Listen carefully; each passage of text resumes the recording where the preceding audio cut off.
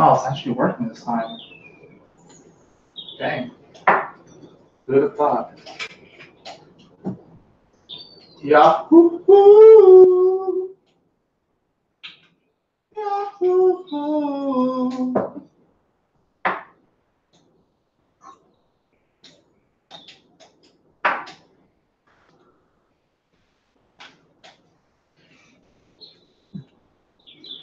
Hell yeah.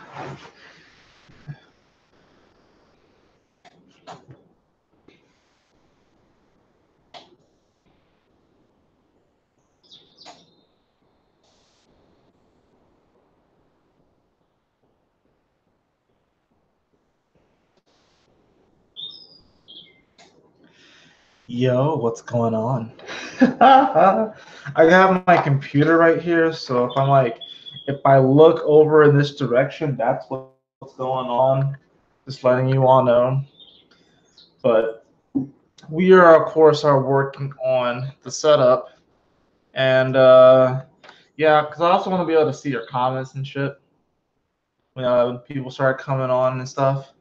But how are y'all doing? Looks like we have a pretty good angle. What's going on, guys? If you don't mind, I'm tapping a little bit into the moon being a Taurus, which for me is my 6th house. So, appearances are key. I'm sure y'all could probably hear those naps. It's all good, though.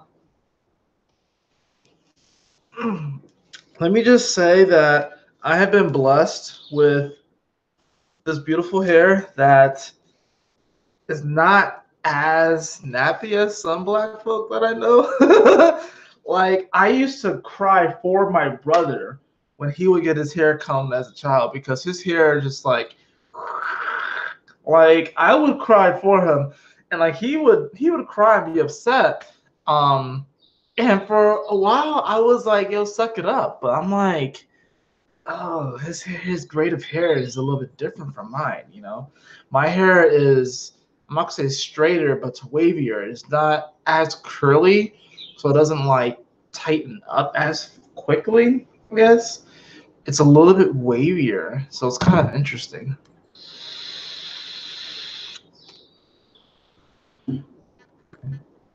But it is what it is. I do have the vape, some CBD. Yeah, a little bit of nicotine. Not too much, though. Mostly CBD oil. Anyways, welcome to Monday Night Live. We're doing some Monday Night Musings. Just kind of wanted to get on here and talk to you all, chill, maybe talk a little bit about astrology. You know what? I need to actually get my cards, just because I do want to do some pulls.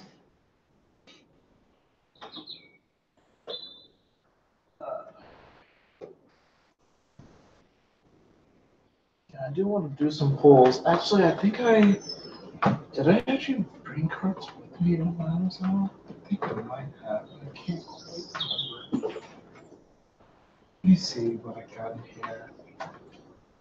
I'm only using this deck. This is actually the first deck that I used. This is actually my first tarot deck that I ever got. So I might as well get it, right? Very applicable, I feel. But in any event, I'm going to keep that in there. It was funny. I used to get in trouble for having my pick in my hair. As you can see, it doesn't have the proverbial fist on it that you see some picks have. But I remember growing up in high school, like elementary, like middle school and high school, I used to wear my pick in my hair. And a lot of teachers would tell me to take my pick out of my hair. Take my pick out of my hair. Take your pick out of here. And I would take it out. But literally right when I go around the corner, I put it right back in. And I guess that was just me being a little rebel, whatever like that, or whatever rebel I thought I was trying to be at that moment. You know what I'm saying? Like it was funny. But how are y'all doing? I miss you guys. I know I said I wasn't. I was kind of taking a half step back, but I still kind of am. Kind of. I don't know. The past couple weeks for me have been pretty intense. They've been definitely intense. I have been quite the psychonaut over the past 2 weeks. Even for myself, like it's been intense. I've been like really pushing my limits, but there are some things that I really can't push anymore. I've learned that, and I've literally have had to just like release the need to push and to dive. And I'm a Scorpio, so I love to dive deep, but I've literally had to resist the urge to just keep going at it.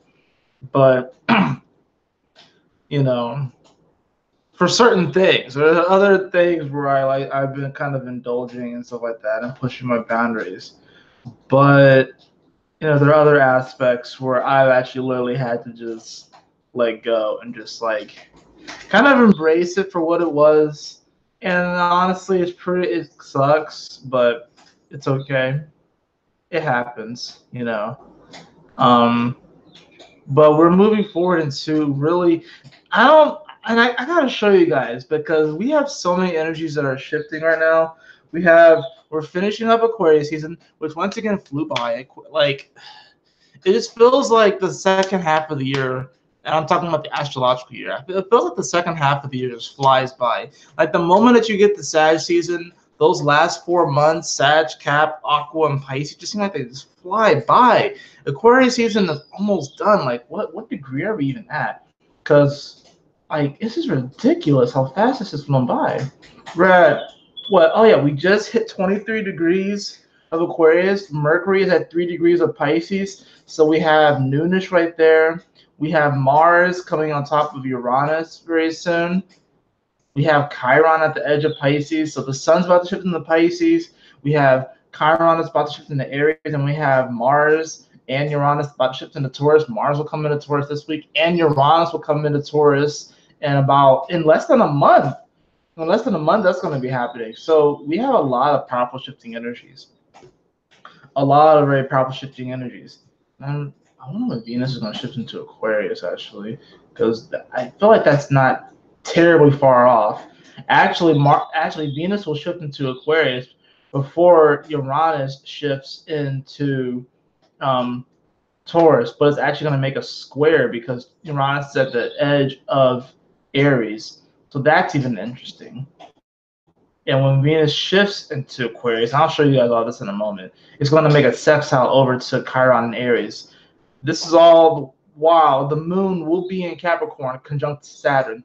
So that's really intense as well. Like, this is I hope you guys are ready. We're literally shifting into a whole new world. Yes, we still have to do with the Mercury retrograde, which is really just us kind of wrapping up and conclude in our wrap up thoughts. It's almost like this Mercury retrograde in Pisces at the edge of Pisces where Chiron is. It's almost like the end of a novel. It's like really where you're wrapping things up. Actually, you know what it really is? It's kind of like the beginning of the novel when you're kind of setting up the world based off of what happened in the past several books, but now you have to set that background and you have to get that preliminary stuff out of the way so you can set up the new novel. So in many ways, we're kind of coming into the preface, but the old world is done. It is really actually transforming. It is literally dying off, and we're stepping into a whole new world. We really, really are. I hope you guys are ready because this is really just like we are in this sort of cusp of the age of Pisces shifting into the age of Aquarius, and this is really the month, February and March. This Aquarius and Pisces season, these are the months where literally the horns are being sounded off to usher in the age of Aquarius. And we are about to be inundated with water. Why do you think they call Aquarius the water bearer? What do you think the water is that Aquarius brings? Pisces energy. So we are actually really about to step into this. This is going to be a Pisces season like none other. Why? Because this time the sun will not conjunct Chiron in Pisces. This is huge. This will be the first time in how many years since it's been all right, I can just even just say this back and just look at it myself to see when was the last time that the sun went through Chiron and it went through Pisces and Chiron wasn't there. We're talking 2010, guys. We're talking 2010. Okay. So it's literally, we're wrapping up a 9-year cycle right now. And really, the last time that the moon was in Pisces was really capping it off. But we are really about to step into a whole new world. We're about to step into the world of Pisces without Chiron being there. And yes, Chiron will be in Aries by this time, and it will be at the beginning of Aries. So it's still going to have a bit of that energy, but it's not, it's going to technically be in Aries. This is a new world. This is a new seed. And in fact, this is sort of like, really in many ways what this is that we're not like, if you want to think of it like this is almost like we're stepping into a new world that's actually a seed buried underground. And it's like some of us are going to be afraid because we're not going to be able to see the light of day because we have so much dirt over us. And it's going to actually be painful to grow. If you really think about it, there was like this perfect meme I saw on the internet in the past week that was just great. It was like, oh my gosh, this hurts so much. This hurts. And it literally shows a seed and how the plant is sprouting from the seed. And then when the plant breaks through the surface, it's like, huh? But that was like the last panel of this comic. And I thought it was beautiful to describe what is happening right now, because that's happening in everyone's life right now in some way, shape, or form. I will get into and screen share and all this stuff like that. But I just want to give you guys sort of like, just let you guys know really what's going on here. Emma Perez, thank you so much for joining. What's happening? I am ready. I feel it. I hope you do. This is amazing. It's super painful. You are right. It is very painful right now. Embrace the fucking pain. Embrace the pain. Don't you know that you can turn this pain into something beautiful, right? I'm telling you, this may be a very painful moment, but you're going to experience more pain if you just sit on the window pane and don't just jump through that window.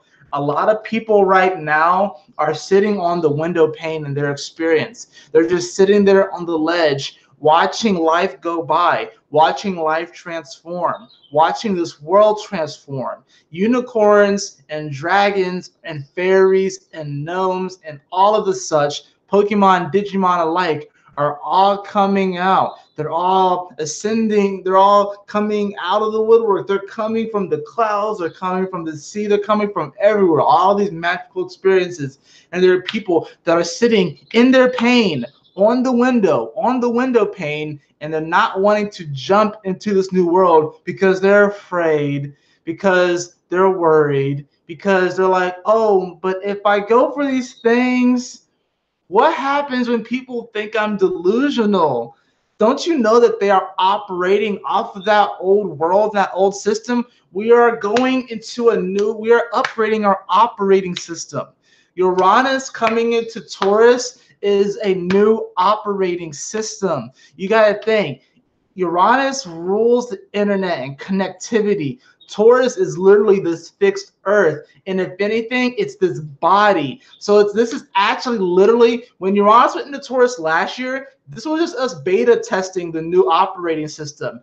Now that Uranus is going to come into Taurus this year in about a month or so, in less than a month, this is going to be us officially downloading this new operating system into our physical vessel, which is going to come with new experiences, new superpowers, new ways of perceiving things. And people are going to try and operate off the old operating system, and it's not going to work because they're going to go back to that old operating system, and they're going to try and open up files. They're going to try and open up files and open up documents, and they're not going to interface correctly with the new system. It's going to be error. We can't open this because your system has upgraded. You're going to have to transmute this download, this document that you had saved previously. You're going to have to transmute it so it interfaces correctly with the new OS system. And a lot of people aren't going to want to do that. And that's where people's pain is going to come through hard.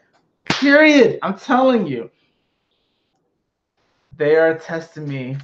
It won't work. You are so on point. I appreciate that. And it is a very emotional time right now. There is so much to download right now. You got to understand, Uranus only went to 2 degrees of Taurus before it went retrograde. Only 2 degrees.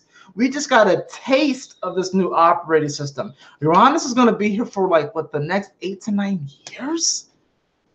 So we're not going to actually fully come into like the knowledge of this new OS system really until Uranus reaches Cancer. That's what I'm saying. But when Uranus reaches Gemini, that's when we're really going to start to master it. But we're really going to be tested when it reaches Cancer, because then that's going to be dealing with that emotional aspect and how we deal and how we react to things. Whereas with Gemini, we're just going to really be reflecting the superpowers that we have gained back and forth. But when Uranus reaches Cancer, which I'm not sure when exactly that is, but, and I can look it up, of course, just shits and giggles. Just look up.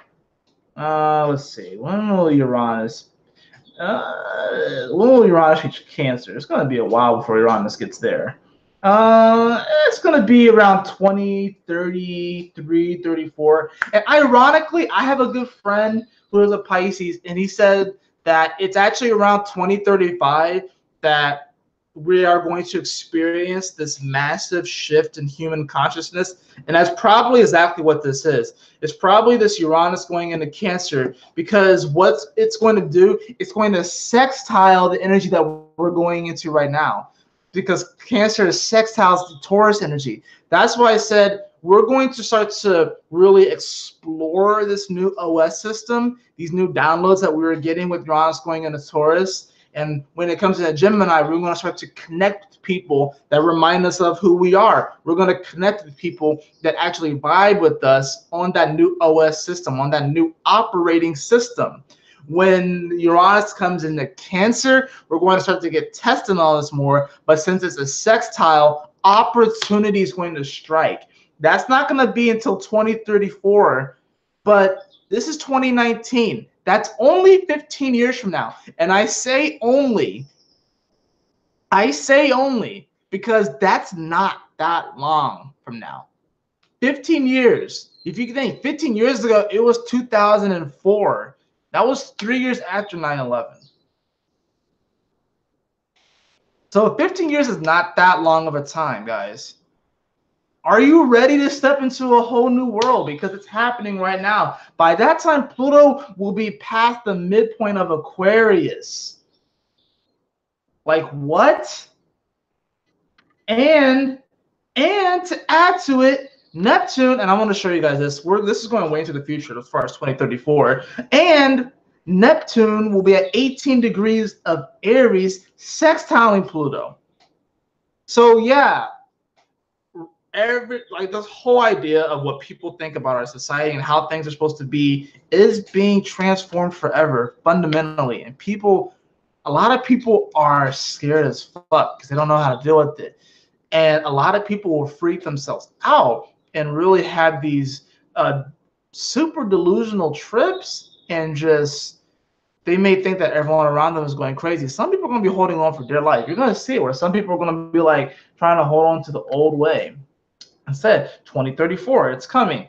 Like I said, that's only 15 years from now. That's not a long time. I'll be 42. So, I mean, that's not that far off. Not really. A lot can happen in 15 years. But that's, like I said, that's just, like I said, looking more into the future and shit. You know. What's up, Be the Infinity? Welcome. My feelings today, I'm ready now. I have faced all of my fears. Yeah, I actually saw a post, and I just shared it on Facebook. Well, at least I shared it with my brother and my dad. And it was like, when you rise up to the next level, another devil appears. And that was coined by Tupac. And I'm like, that is really awesome, because that's true. Every time you reach a new level in like a video game, you do get another devil or a bad guy. When really this is actually just another aspect of yourself that needs to be integrated, that needs to be embraced, understood, and overstood, so we can actually embrace it and bring it in. So that's definitely going to be a powerful thing.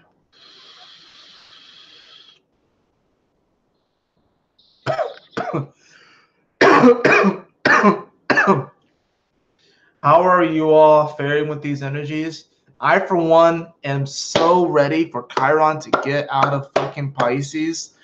I did not think that the third leg of this was going to be real. And when I mean the third leg, I meant like the whole Chiron going into Aries, retrograding back into Pisces, and now going forward. So now that Chiron is going back forward through the shadow zone and is about to come out of Pisces this week, actually, which is freaking awesome.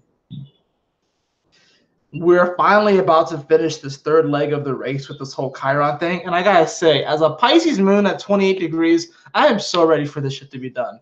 Because I have been trolling the fuck out of myself really, really hard. And I've been getting trolled really, really hard. Making myself believe that I'm not successful. Making myself believe that because I don't have $1 million in the bank, because I don't have 1 million YouTube followers, because I don't have whatever it is in my life, that for some reason I'm not successful and that I'm not doing what I came here to do. When I know and feel, especially when I'm doing these videos, when I go back and look at my writings, when I dance, when I listen to music, when I paint, and all these other things, that I am doing exactly what I'm supposed to be doing. But I've been made to feed, and I'm still having to deal with these subconscious and these very much so these conditionings that have been projected upon me, upon youth, of what success actually is. I'm still having to transmute this shit, and it hasn't been easy. And like I said, this is, you know, my sun is in Scorpio, so I'm pretty adept at,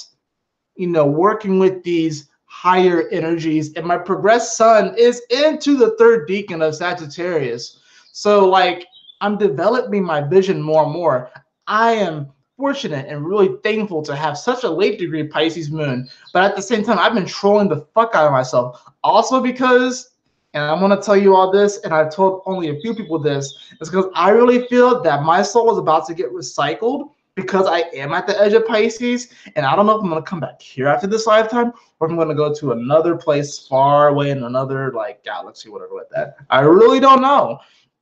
I think honestly kind of depends. I think I'm being given the option. I think there are some people that have late, and I'm really strictly talking probably late Aquarius moons and late Pisces moons. Probably strictly. Maybe late Capricorn moves depending upon what they do. But especially those last two, anyone who has their moon in Aquarius or Pisces, especially in the late degrees, your soul is really up to be recycled. And by that, I mean like you're up to kind of really, really start fresh, start clean, whether you come back here or you go to another galaxy or you go somewhere else and you like pretty much start from scratch. And that's kind of scary, honestly. And that's what I've been dealing with, stuff like that. It's been coming up kind of weird with me and stuff like that. And they're like dealing with that. It's kind of weird. And I feel like I'm like, part of it feels like I have to scramble in this life so I can give myself enough clues to where, like, if I leave this life, whatever like that, and maybe I happen to come back, that I remind myself of who I am, whatever like that. I don't know. It's this weird thing. But if my soul gets recycled, you know,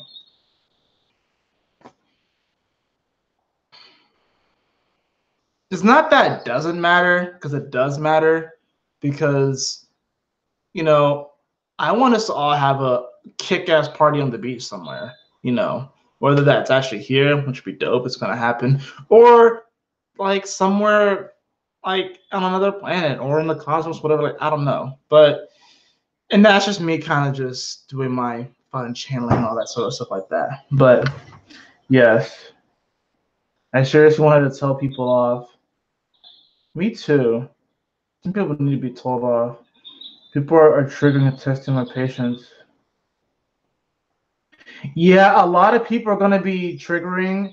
And Emma, I do agree with your sentiments, but I do want to caution you for using the word narcissistic, because most people throw these words around. They throw around triggering, narcissistic, and toxic.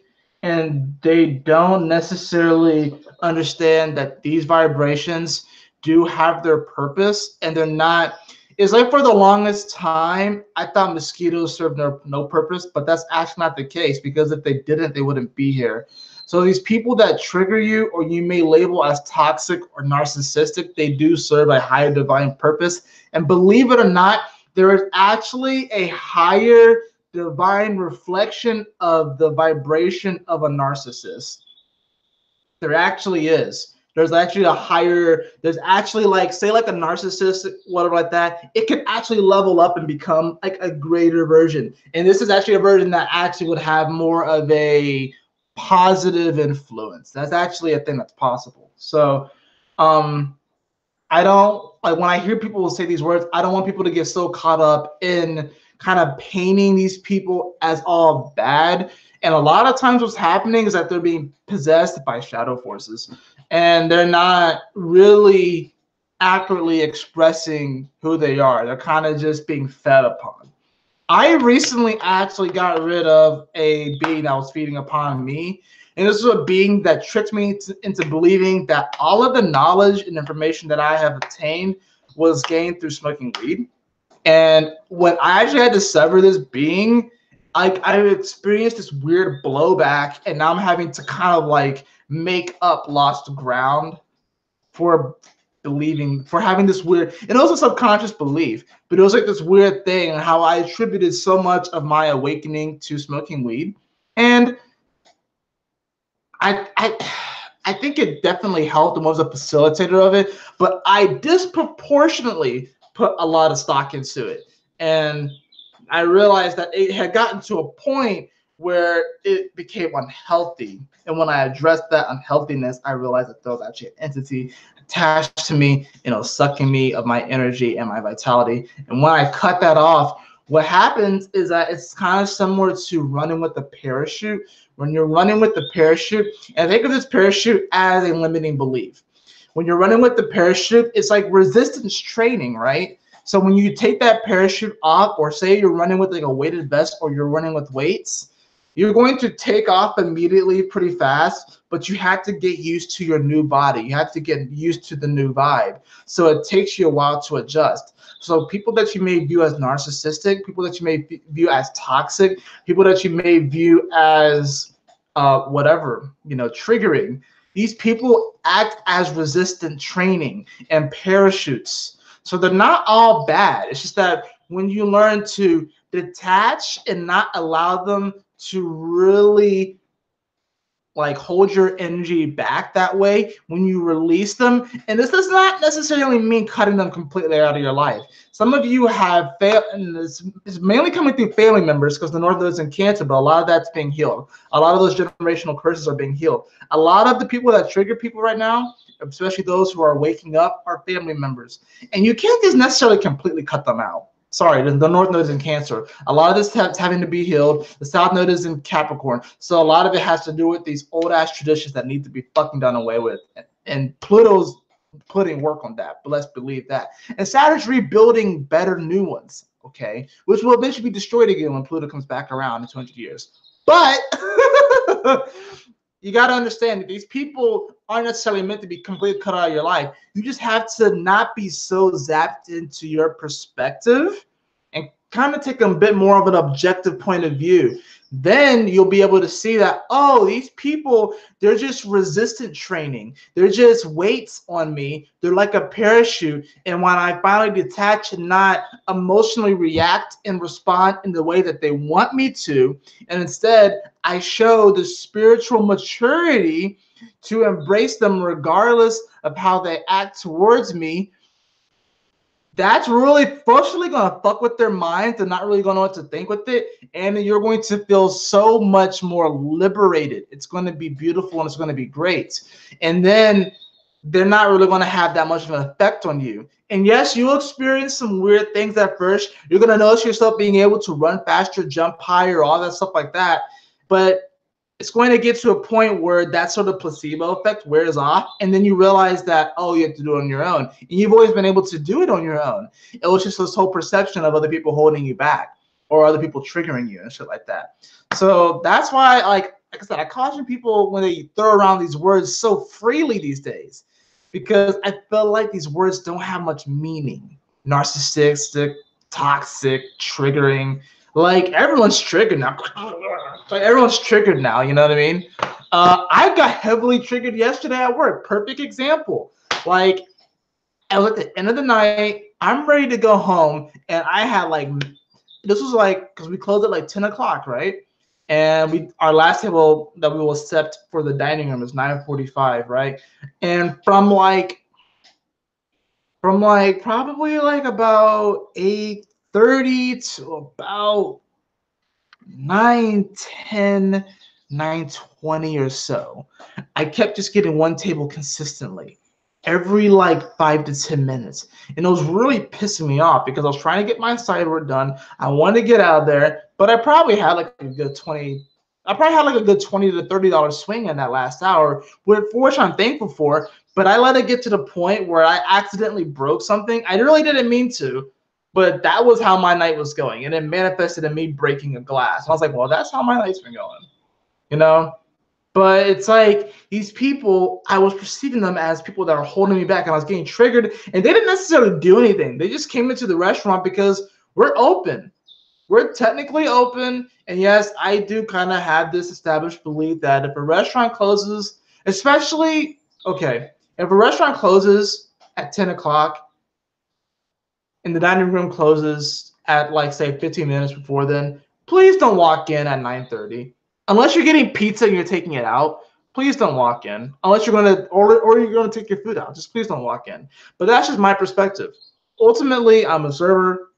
In that case, anyways, ultimately, I'm a server of the highest order in love. But it's like, I guess for me, I see it as almost sort of like, oh, like not inconsiderate. But at the same time, those are the hours, and I have to abide by them. So it was one of those learning lessons. Made it through, got home, and it was cool. Let me catch up on these comments. So happy in getting through it, but happy we can do this. I love you all, warriors. Then my Mars in Pisces makes me want to hide and escape. Ooh, you have Mars in Pisces. I have Mars in Scorpio, but it's in the 12th house, so I kind of have that same energy. I love escaping. It's fun. Thank you for your opinion. They are a higher purpose because I wasn't aware, but they are that. I wish I could agree, but you don't know my situation. I don't run. Oh, well, yeah, I don't know your situation, Emma. So your situation is your situation. I'm just explaining it from my point of view and how I view these words and stuff like that. So I definitely respect that you even, would say that, you wish you could agree, and I don't know your situation. So I definitely respect that. You always had the ruby slippers. That's an awesome thing. Yeah, we always can tap our heels and kind of come back to the center, right? I've been doing it since 5 years old. These energies were exposed and gone. It's been a year. I control some portion of my life. I don't use narcissism lightly. Yeah, and there is an increase of that energy. I'm not saying that there's not, Emma. I just feel like people kind of throw it around so liberally nowadays. And I'm not saying that you shouldn't use the word. Everyone's free to use the words that they use. And there is a weird increase of it. And it's honestly just this beta testing of, the internet is literally us beta testing superpowers. And the internet is literally us beta testing being able to telepathically connect with each other. That's all the internet is. The internet is literally us beta testing, us being able to talk to someone in another state or another country, maybe even even in the house next to you, whatever. But it's us being able to beta testing, being able to telepathically talk to someone without interference. Because think about it. If I wanted to telepathically communicate with someone from India right now, or from Japan, or from Peru, or from California, or from Greenland right now, right? That's a long fucking distance, right? It seems like that. Now, technically, I should be able to reach there instantaneously. But if you ever talk to someone on the phone and you're in the same room with them, or maybe like there have been times like I'll be talking on the phone with my fiance and we'll be like driving, but two separate cars, there is a bit of a delay, right?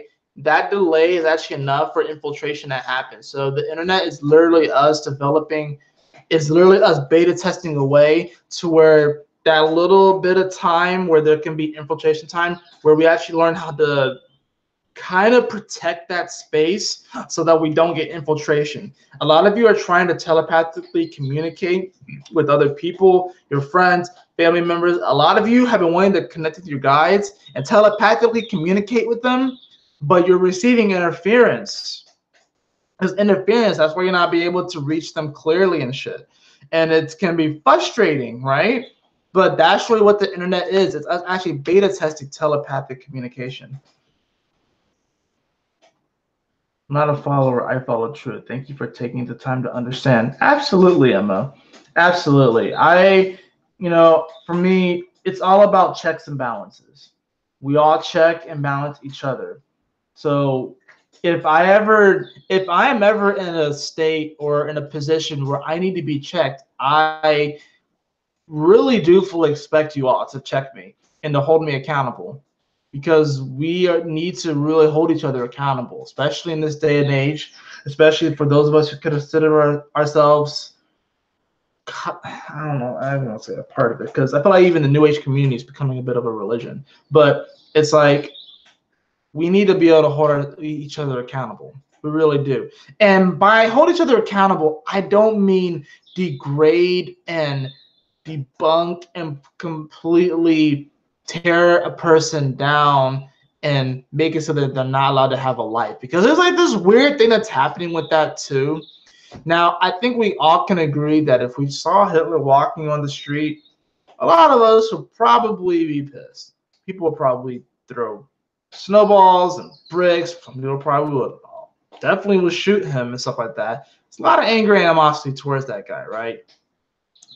But there seems like there's this weird thing that's happening right now where it's like we don't even, like, certain people aren't even allowed to have redemption.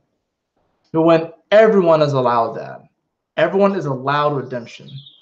Everybody is allowed redemption. Even the most evil person, most like son of a bitch, like motherfucker, whatever, the most evil son of a bitch motherfucker deserves redemption. Everybody does. And that fact alone pisses a lot of people off. That fact alone pisses a lot of people off. So we really are stepping into a time where it's like we do have to hold each other accountable, absolutely.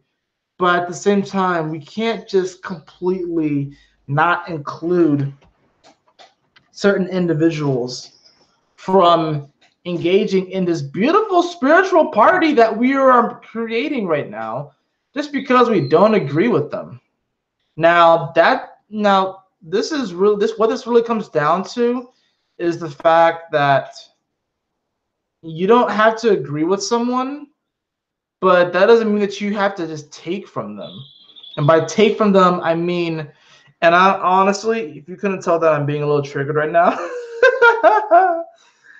it's like people, oh gosh, there's like this perfect video that talks about it.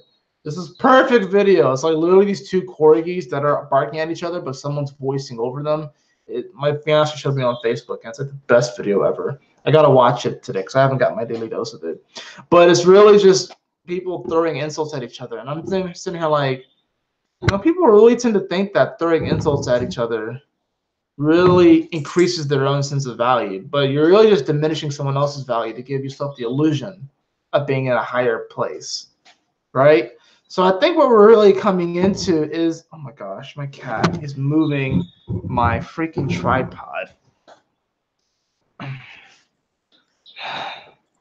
Oh, hey buddy, hey buddy. As long as you're healthy and not an energy vampire. It's funny, in my astrology horoscopes, I actually call Libras the vampires, and it actually kind of makes sense because they're opposite of Aries. But there are actually also vampires that give energy, but that's another story. You're right, there are energetic vampires. there are energetic vampires, you know. And isn't he beautiful? I love him. Yeah, that's Leo. He's adorable. He just left a crap ton of hair on my leg. Don't get it twisted though. He uses his good looks to get treats, and it works every time, even though he can be a bit of an asshole sometimes. But what cat isn't? But the great thing about cats is that they really are unapologetically themselves. They really are. Oh, he's like curling up right now. Leo. But where was I? I do want to show you guys the charts because I think that's really interesting. I'm also going to just draw a card right quick because I can. Why did I draw that? That's weird. But the moon is in Taurus right now. So right now, you know, the moon is exalted in Taurus. The moon likes to be there. So this is actually a good time to tap into your body. This is a really good time where your soul and your body are obviously really connected right now. So this would be a great time, of course, for meditation. And I'm going to give you some unconventional advice. It's also a good time to indulge a little bit. But at the same time, realize that you probably most likely will experience the blowback from these indulgences. But, you know, just like I said, I'm giving you guys some unconventional advice. This is also Mercury being in Pisces, which we haven't even touched on yet. In fact, really, the reason why we haven't touched on Mercury in Pisces is because this entire conversation is very Mercury in Pisces. Because a lot of the shit that I'm talking about, I don't really have too much scientific evidence for it. And it's not very logical. It's not very logical. What's even funnier is that there's a card that already flew out of this deck, but I'm continuing to shuffle it. The card that flew out actually was the Fool. Look at that. The Fool just popped out. We got the Fool. We got on the top of the deck, we have the Five of Swords. And we have the King of Wands. Wow. We're talking about energetic vampires. There are actually people that are going to be trying to take, there are going to be people on the battlefield that are going to be trying to actually, know what this is? Oh my goodness. You know what this is? If there are the energy vampires right now, they are going after your scraps. This is the King of Wands, which means that you really can manifest anything. Even if you find yourself to be, even if this King of Wands had no money, he has the power to manifest everything he needs. Five of Swords is this individual who's on the battlefield gathering up all the resources and gathering up all the materials. There are going to be people feeding off of your coattails. There are going to be people this week and the rest of this month that are really going to be feeding off of your scraps. And they're going to present themselves. You're going to perceive them maybe as energetic vampires, when really they're going after your scraps. They're not even going after the good shit. They're going after your scraps, yo. So let them have your scraps, man. Let these energetic vampires have your scraps, because you are destined for so much more.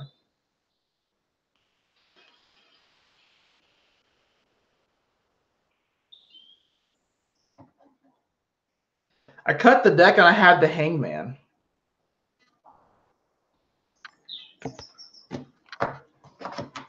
Which requires trust. Do you have trust? Yeah, it can definitely feel like you're just hanging there. Absolutely. But do you have trust that this is all going to work out? Ooh, the Lover's card just flew out the deck.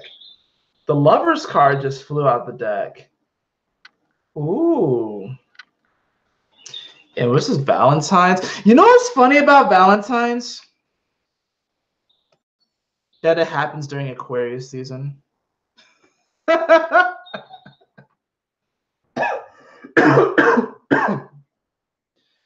funny thing about Aquarius season is that it happens when the sun, which in many ways represents the heart, and it's that Leo energy.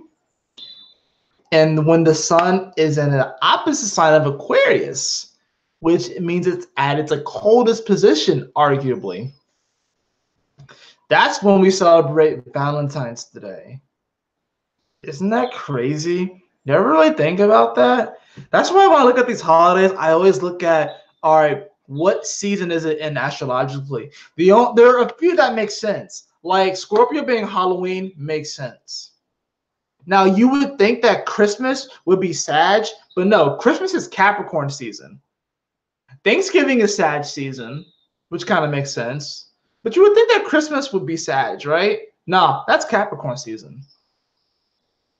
And then Valentine's Day is Aquarius season. Isn't that crazy? People don't really think about that.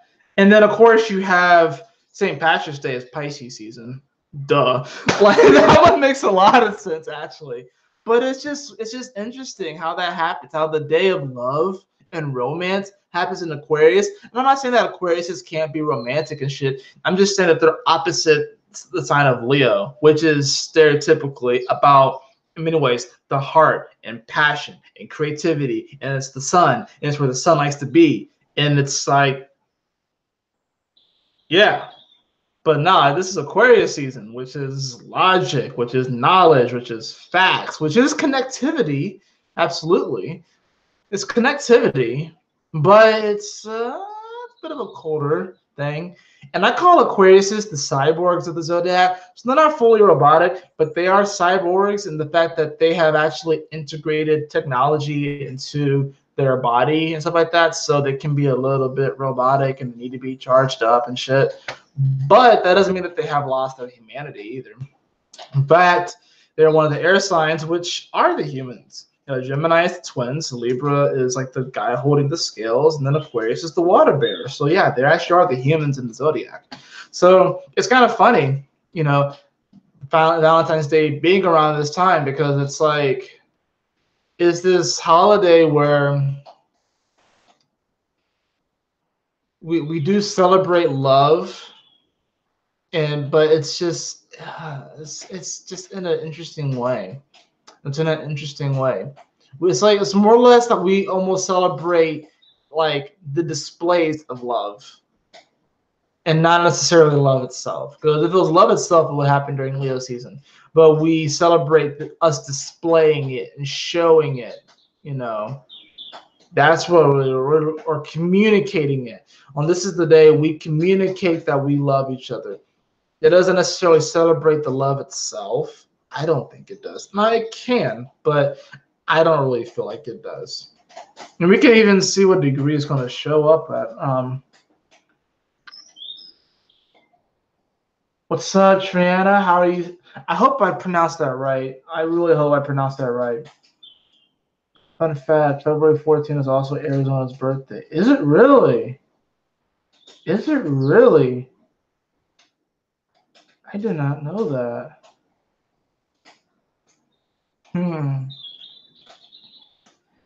Yeah, I'm actually working on Valentine's Day. That's a Thursday, so we're going to be probably pretty busy. And more than likely, we'll be busy the Saturday following Valentine's Day. But I'm not going to be at work because it's my fiance's birthday. So I'm going to take her out. So that's going to be fun. I'm excited for that. But we really are stepping into very powerful energies. We're stepping into very unique energies because you got to think about it.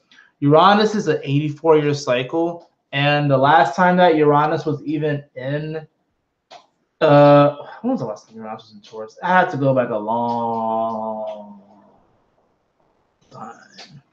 One of the last time it was here. Like I had to go back like a while. Let's see. Let's go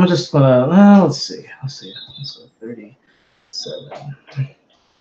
Okay. Wow, that actually was like really, really close to when I got it. That's actually really close. I'm actually pretty impressed I got it that far. Okay, so no, not 1930. I gotta go a little bit forward. Let's see, 5. Okay, this is actually really fucking close. So it's gonna be around 1935, 1936 was the last time that Uranus. Okay, let's see. Oh no, why did it do that? That was weird. Oh, come on. Why'd you do that? Anyways, hold on. Trying to get this to work. Let's see. 35. Okay, let's go forward a month. Let's go forward another month. Let's go forward another month. 19. Okay, so we have around April 13th, 1935, Uranus entered into Taurus. Was that the year that it retrograded, though? It doesn't look like it. It looked like it retrograded early. Oh, wait, no, hold on. It retrogrades at 5 degrees. And then how far back does it go into? Does it go back into Aries? No, it didn't. So maybe it retrograded the year previous. Let's find out if it did. Let's go. Let's find out. Let's see. Okay. 28 degrees. Okay, yeah. So it was actually in, it was in 1934 when Uranus entered into Taurus and retrograded back into Aries. So then the following year in 1935 was when Uranus came into Taurus and stayed in Taurus. So since 1935, okay, 1935. So that means that, and this is when Pluto was at the edge of Cancer. So this is like actually kind of like, this is not even the boomer generation. This is part of the boomer generation, but it's not even all of them. This is like the last half of them. But 1935 was the last time that we got this energy of Uranus being in Taurus in the last software update. So it's been what, 65? It's gonna be so 35. Oh yeah, it's been 84 years since the last software update. Very few people alive right now have experienced the last software update that we got. So they're about to get this other software update, which is gonna like really just like blow them out of water. Like they're gonna be like, whoa, whoa, whoa. They're gonna go from like 1.0 to 2.0 to 3.0, right? A lot of us were born in 2.0. A lot of us were born at the end of 2.0. So we have like 2.0, like we have like 2.7 or something like that. And now we're about to go to 3.0. But there are other people that are born at like 2.1. And then them just going from the jump from system 2.1 to 2.7 to where a lot of us are, like Pluto and Scorpio and beyond, they don't really get it.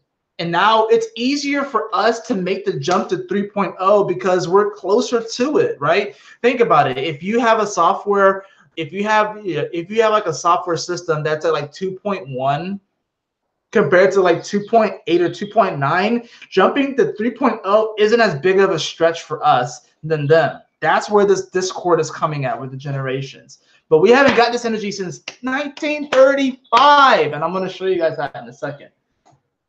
It's crazy. It really is. Hello, sunshine. Thank you all so much for joining me. I think this might be the most active chat that we've had here on the channel, and it's only going to become more active as we progress and develop this critical mass of high consciousness, super aware, super powerful, beautiful, divine beings. So I'm really glad that you all can join. This is really fun for me. And, you know, just really happy to have you all here. So cheers to you all. Cheers. Thank you so much for joining me. I really do. But guys, we really are stepping into, and we gotta remember that Chiron also, like I said, is coming into Aries, and that's like a whole other cycle. That's like, we have so many cycles, guys, that are wrapping up, right? We have so many cycles that are wrapping up, and it's so intense, you know. And it's really this Chiron and this Uranus, you know.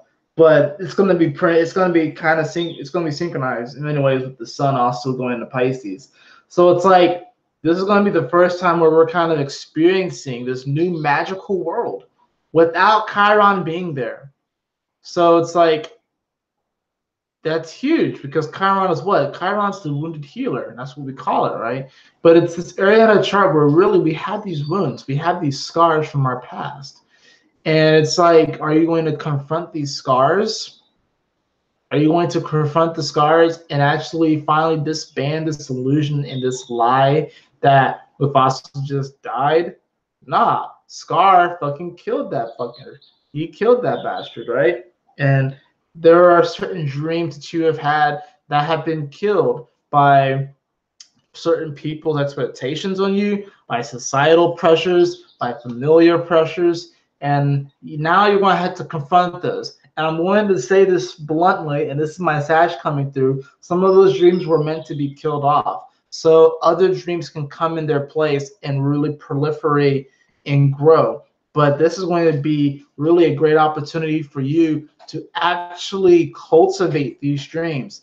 Some of those dreams were supposed to be killed off. And it was probably dreams that come from past lives where you actually in a past life was actually able to manifest that dream, but you didn't manifest it to the greatest potential that you wanted it to. So part of you is still holding on to that past life dream when really the universe is like, you did everything you were supposed to do. So there's no need for you to pursue that dream anymore. But it's coming up again as a reminder of your capabilities of even being able to manifest a dream and actually achieve a goal because you actually can do it, but also that you are capable of stepping into greater power. That's what this really is. So don't be alarmed and don't be afraid if there are certain dreams that are actually ending, but you are transmuting them, and you actually are coming into a whole new world, a whole new reality that is really going to just fucking blow your socks off. For those of you who like to like sleep with your socks on and like you don't have like anything else on, or for those of you who like to have sex with your socks on, like you're not going to be having sex with your socks on for much longer. And I'm a little guilty of that. But I'm the weirdo growing up to where I would leave one sock on and one sock off walking through the house because I get like the cool air coming off of one sock, but then I get the warmth of the other, and it's like, or not having, I get the cool air of not having one sock on and the warmth of having the other sock on. And it was like this weird thing where I would just perpetually, I mean, I have both socks on right now, but I would just perpetually only have one sock on. And it was like this weird, I might go back to that. It was kind of funny because when I was drawing cards earlier and I pulled the Hangman, the Six of Cups was under it. So, yeah, those were good times, just having one sock on. And it just worked for me. It just felt good. So some of you actually, here's another thing. Some of those dreams are actually meant to die. Some of those dreams or things that are coming up from the past, those nostalgias, are actually coming up to be reintegrated. Why? Because maybe you rejected this part of yourself for the fear of being weird or crazy or Looney Tunes. I'm telling you, with Mercury in Pisces and the sun about to be in Pisces and Neptune here, you want to go full Looney Tunes. You want to go full Looney Tunes. You want to eat Looney Tunes for breakfast, for lunch and dinner, and for snacks, and for breakfast, lunch, dinner, and supper, because there was 4 back in the day. At least that's what my mom told me, that they would have breakfast, lunch, dinner, and supper, right?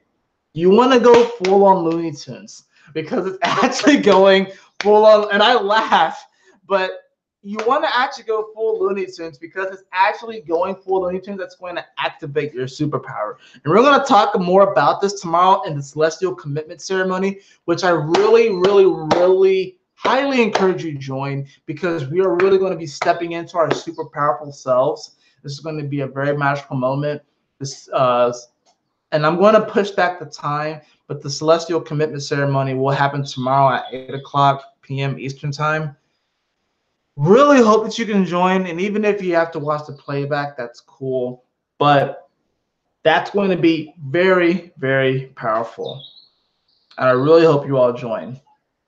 So, but like I said, this is definitely a time where you really want to go super like Looney Tunes.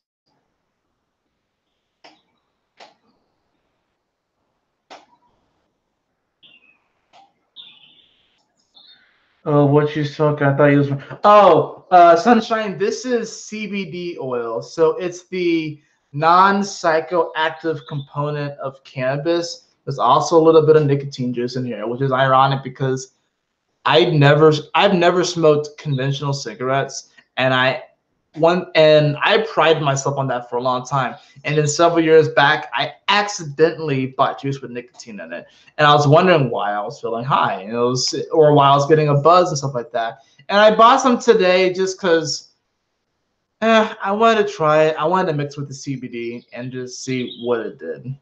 That's it. So no cannabis, no THC, just CBD oil and stuff.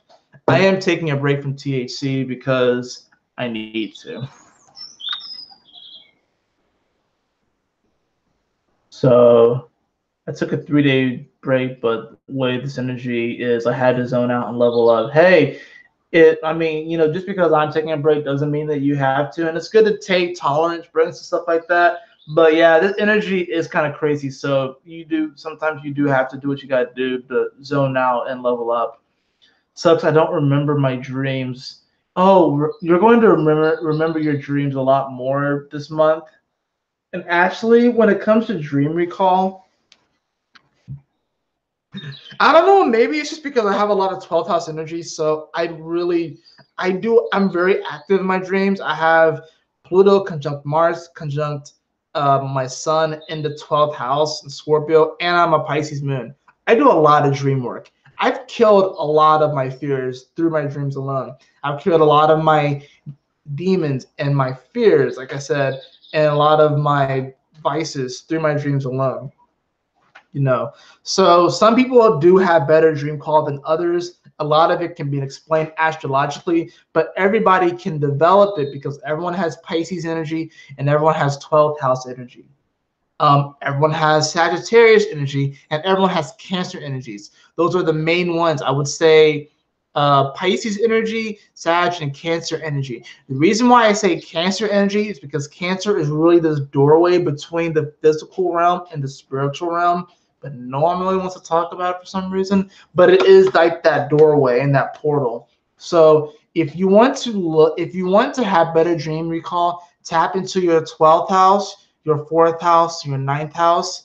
If you want to get really deep into it, you can tap into your 8th house, but that's kind of getting like pretty intense. But if you want to really get into dream recall, I would tap into those energies. Cancer energy, Sag energy, and Pisces energy. And for my intense psychonauts out there, you can tap into that Scorpio energy if you want. Just know that you're going to see some crazy ass shit. 12th house Cancer, no planets but the moon. Leo rising in Pisces. My dreams have been so vivid this month. Oh my goodness. My dreams last night were intense. I was flying around so much and it was weird. It was weird, but it felt like I was about to level up in the dream. But there was this person who was upset that I was flying around, and they were like, it was like also it almost felt like there was like a no-fly zone, and I had to go out like this conventional doorway to go outside or whatever like that. But it was weird. It was kind of weird. It was like a no-fly zone. It was weird. I flew around anyway and did my own thing and shit. But why do I feel a huge download for 2 days? Well, that's because the moon has just entered into Taurus. The moon is in Taurus and it's been there for the past couple of days. You have to consider also that on Sunday, the moon came on top of Mars at the edge of Aries and Uranus at the edge of Aries. And while Aries is the first sign of the zodiac, and in many ways deals with this youthful, fiery, but very impactful energy, you're dealing with Uranus, which represents the high heavens. So with Uranus, with the high heavens and the sign of Aries, which in many ways deals with our personality and the ego. And when I say ego, I don't necessarily want you to react and you're going to react how you react. But when I say ego, I mean, the way I see it is an unfertilized egg. That's the way I see it. So, or an unfertilized idea, an unfertilized power. But with the moon, which is our soul, coming on top of these planets, coming on top of the planet of action, Mars, and then the planet of this hyperconnectivity and electricity, Uranus. This means that your soul is now becoming imbued with information that is of this higher connectivity and electricity. And then, of course, in combination with action, a lot of people right now are feeling really called to take action. And with the moon being in Taurus, you're definitely going to manifest it. Whether you actually manifest it while this moon is in Taurus, or you manifest it when the moon sextile this Aries energy in Gemini, or squares the energy when it's in Cancer, it really just depends. I honestly would say, as far as major decisions, I personally, now that the moon is in Taurus, I wouldn't make any major decisions until the moon conjuncts the North Node and goes into Leo, because that's when it's going to trine this energy. And that's also going to be when the sun shifts into Pisces. Because the thing is that you don't necessarily want to take any bold action. I mean, you can do whatever the fuck you want and just roll with it. And honestly, just believe in your heart that what you're doing is right and is true and resonates with your truth and resonates with your connection to higher source. So really, don't let anything I say, like, just take it with a grain of salt. If it resonates, cool. If it doesn't, do your own thing. I'm just saying that if anything, you want to wait until the moon reaches Leo, so it's trining this energy. It's going to be trining this Aries energy. It's going to trine where Mars was. It's going to trine Uranus. I think even, let's see, if I take this back, I'll show you guys this. It will square Mars, but the square to Mars would be a lot easier to deal with than the square to Uranus if you make a really big life-changing decision. So that's why I would really personally hold off about a week or so. And you know what's great? This is going to be around the 19th, actually, when the moon's in Leo, and some major decisions are going to definitely be made. People are going to make these major decisions during the moon in Gemini, moon in Cancer, or moon in Leo. But I would say that if you hold off until the moon in Leo, especially considering a lot of these downloads, probably will have a better go at it. But that's just me. It's also going to trine Jupiter. So, I mean, like, you're going to get that aspect as well. It's going to trine Jupiter. And it's also going to trine Chiron. So it's actually going to offer you a very harmonious opportunity to heal. A very harmonious opportunity to heal. In fact, I think, let's see. I need to just go ahead and hop in here and show you guys. Well, it's going to trine Chiron right at, the moon's going to trine Chiron right as it's coming into Leo. Right as it's coming into Leo, pretty much. Going to go, yeah, so right as it's coming into Leo, it's going to try it. So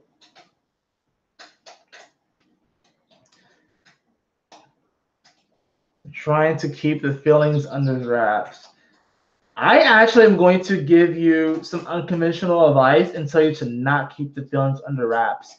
But I'm also going to say that you want to channel those feelings in a way that you haven't channeled it before, or at least in a constructive way.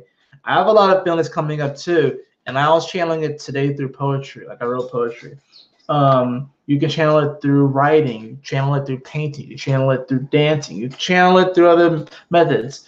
But I would actually say to not keep your feelings under wraps. I would not keep the feelings under wraps. I would channel them. I would let them flow freely.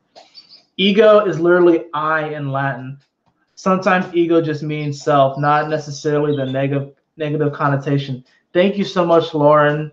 That is amazing, and that is very true, because ego, which is represented by Aries energy, actually is I am consciousness. That's what actually it is. It's I am. So a lot of people do make that they do make that misidentification with ego, not realizing that it actually is the I am. What's happening right now is that I am is becoming more inclusive, because before I am was like, okay, look at me. All right, I could say that I am a black male who lives in Georgia in the United States. But I also could say I am a divine vessel of the greater dragon. I am a beautiful divine sovereign being. You know, now do I have really any evidence for those last two?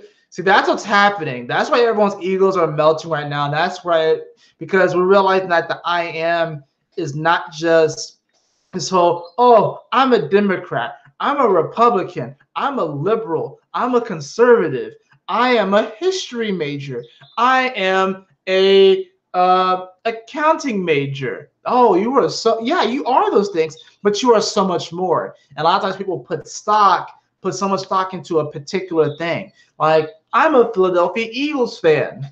Okay, but that's not all I am. I think people are getting really caught up on one particular aspect of their I am or their ego, and that is what needs to be transformed.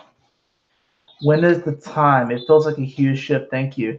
Sunshine, I would say really trust your heart, but if you're looking for any really important decisions to make, life-changing, life-altering decisions, I would wait until the moon reaches Leo. But that's just me. That's just my recommendation, because by that time, because when it goes into Gemini, it's going to sextile the Aries energy.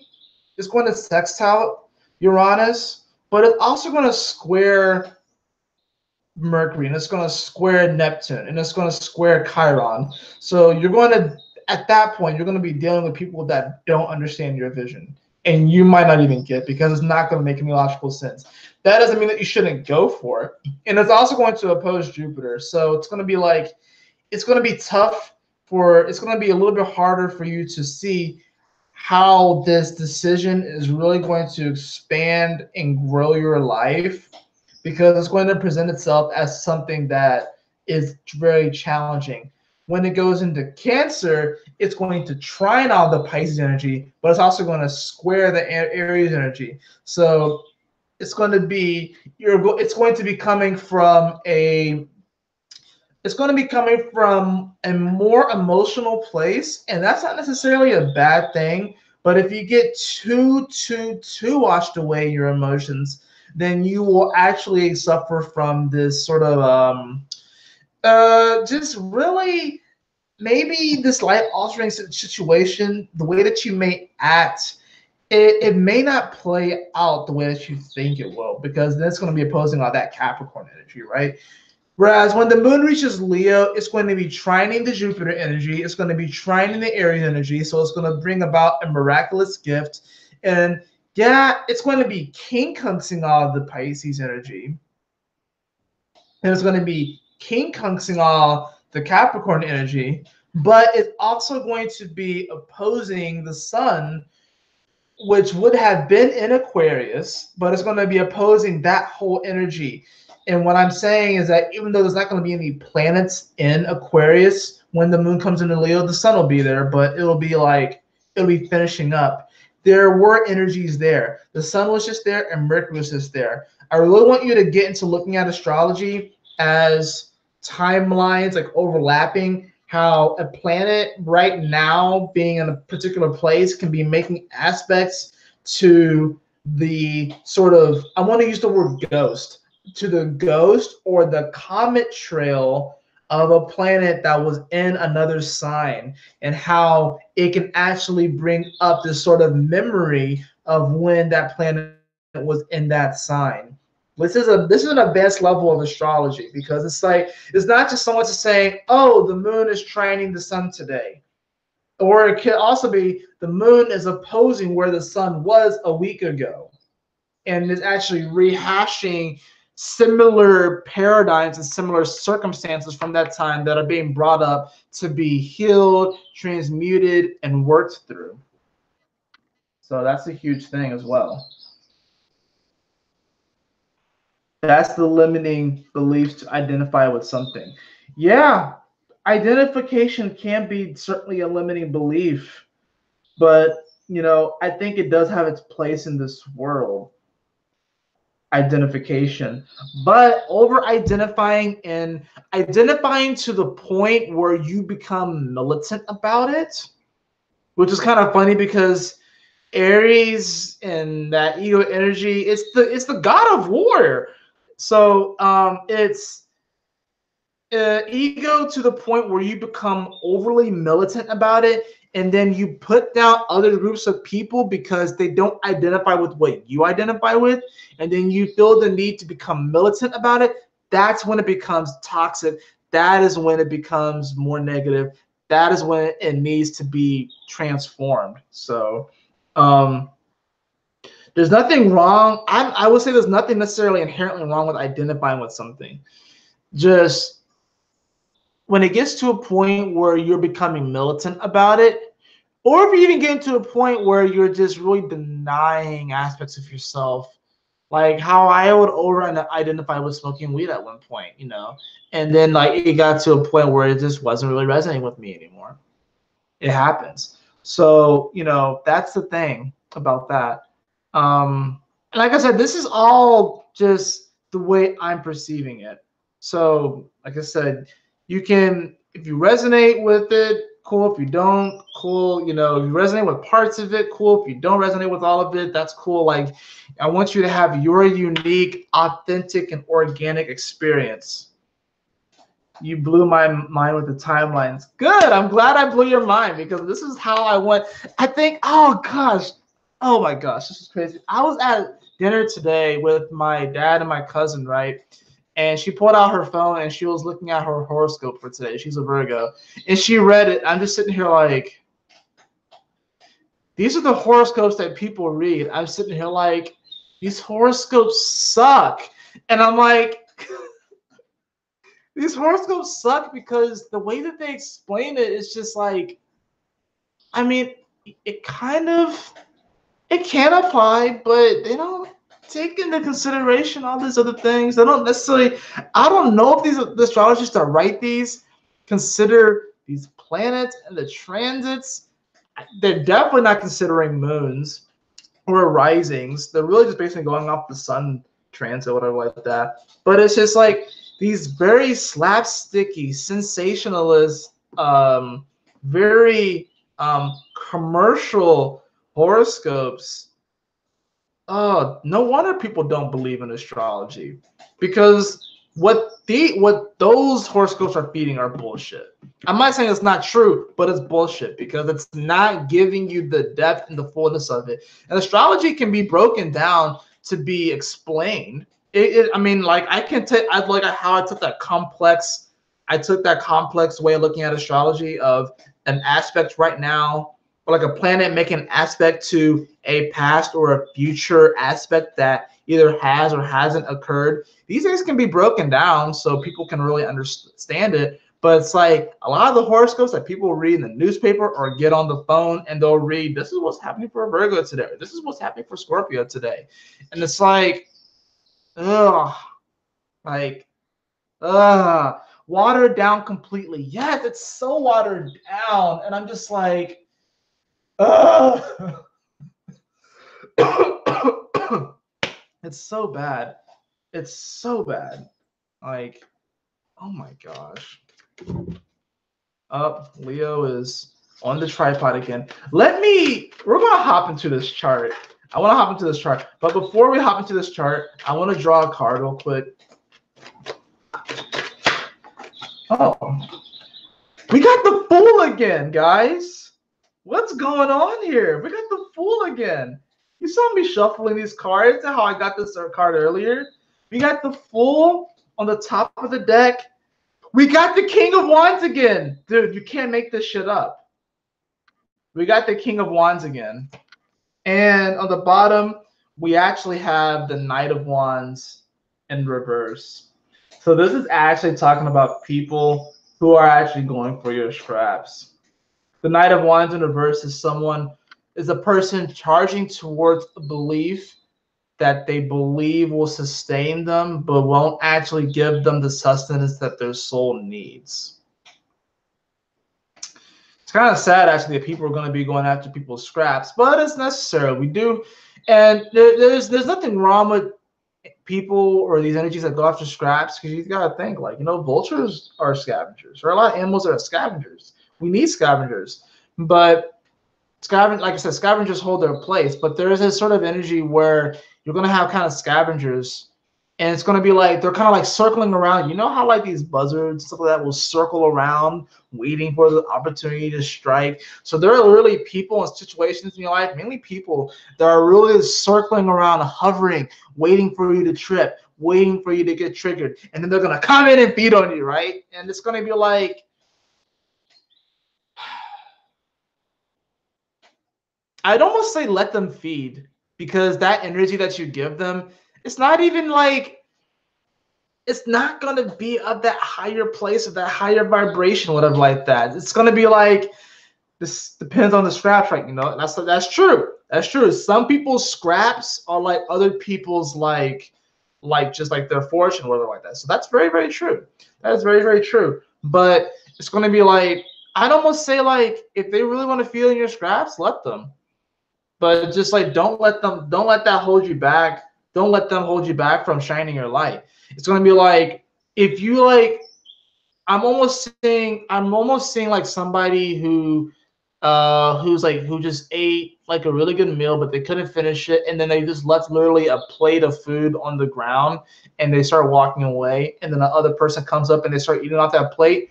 Are you really going to get mad at the other person, that other person is eating off the plate that you just put down on the ground because you were done with it and you're finished with it? Are you really going to be mad at them eating your seconds and eating your sloppy seconds? Are you really going to be mad about this? That especially applies for any of you all who just got out of relationships, or who, whether you just got out of them or maybe you've been out of them for like 6 months or a year, whatever like that, and that other person has gotten with someone and you haven't yet, and that other person is going to be like, oh, I don't know why you gave them up, whatever like that, and it's going to be like, you know what? Let them have your sloppy seconds. You're moving on to greater pastures. You're moving on to greener pastures, stuff like that. You're moving on to a higher place. So if you just finished eating a meal, but you couldn't finish all of it, and you put the plate down, and someone else comes up and starts eating off of it, there's no sense in you getting upset at the other person for coming back and eating after what you left behind. Not really, because you left it behind. You moved on. That's really what's going on now. What's for you will be for you. Absolutely. What is for you will be for you. I can't believe we pulled the Fool and the King of Wands again. Like, that's crazy. I just got the Hermit card in reverse. Oh my gosh. Does this mean I can't be a hermit anymore? I've been wanting to hermit it up and I can't. I'm like not allowed. It's not fair, guys. I want to be a hermit. I want to be able to change the world from the comfort of my home, and I can't. I actually have to go out into the world and talk to people. But I don't want to do that. It's the Ace of Pentacles, though. I'm just being funny, though. It's Ace of Pentacles, so definitely a deeper sense of self-worth, self-value. Some of you are going to be coming into a new money stream, a new sense of self-value. I'm with you. If I could change the world from the comfort of my home without going out, I probably would.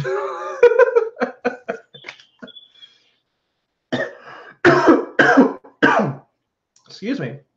Battery is running low. Let me actually attach it to the computer.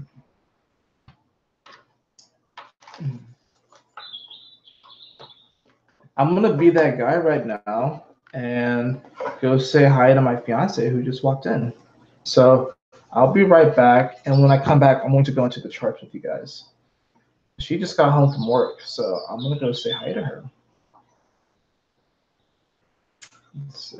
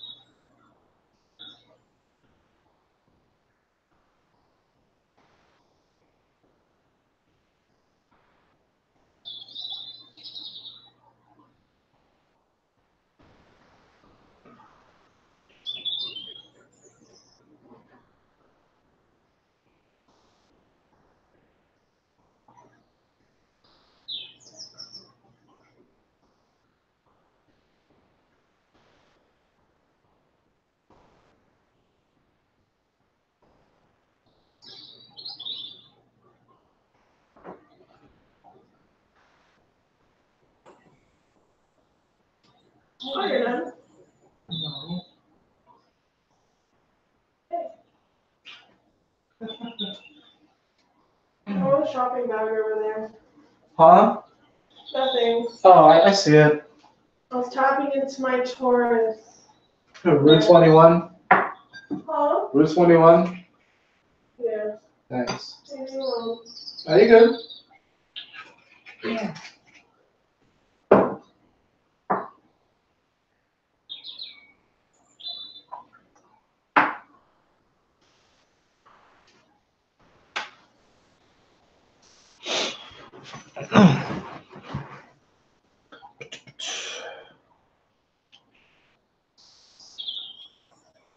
All right, guys, let's hop into the charts real fast. I just want to show you guys.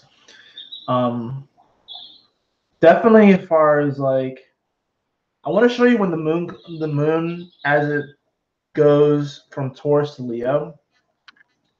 Then I also want to show you the last time Uranus was in Taurus, stuff like that. So, so let's do the screen share thing. We actually get it to work this time. Okay. All right. So this is what we got going on right now. As you can see, we have the sun in Aquarius at 23 degrees. Mercury is now at 3 degrees, which is actually kind of nice because, you know, this is actually the degree that's ruled by Jupiter. So, you know, Mercury is kind of, you know, trying to make sense of things, but failing quite miserably, honestly. But here's what I want to show you. You see this? Your Chiron's at the edge of Pisces. We have Mars and Uranus about to come together. In fact, tomorrow they actually are going to come together. Actually, at 1:20 a.m. they're going to come together on Wednesday. So this is really going to be powerful. And then you have Mars that's going to shift into Taurus the next day, February 14th on Thursday. So we already have one of these energies that's shifting, right? Then on the 18th, we have Chiron. So on Monday, we have Chiron shifting into Pisces, right? And then right after that, we have on the same day, the sun shifting into Pisces. So we have 3 shifts. We have 3 major shifts. We have the sun, we have Chiron, and we have Mars all shifting really profoundly. And as you can see, the moon is going to be right here in Leo.